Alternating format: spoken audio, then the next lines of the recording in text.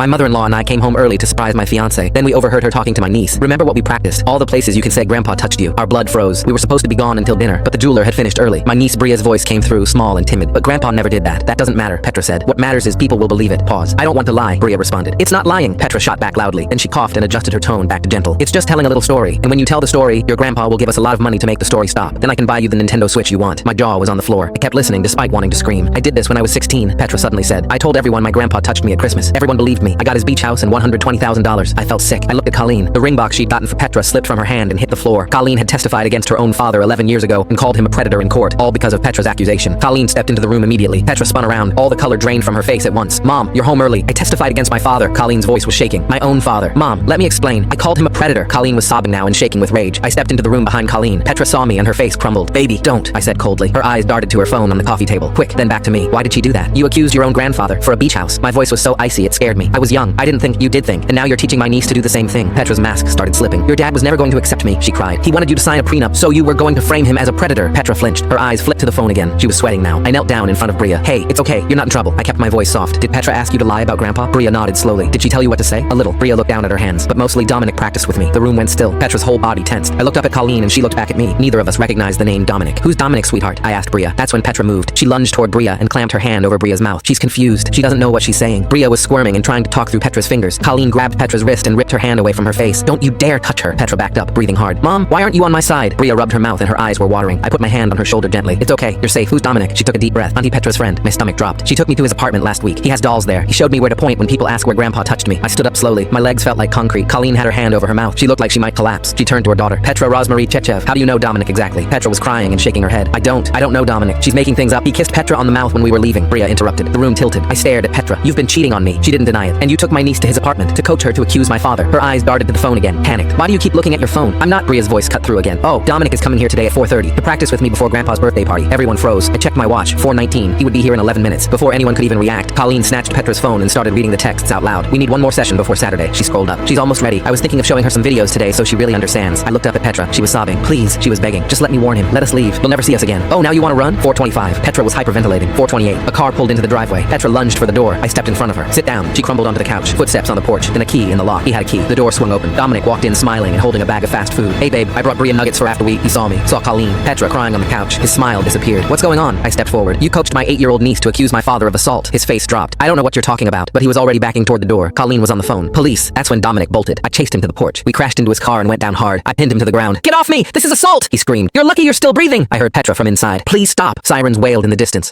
Click the link on the homepage to watch the full follow-up for free.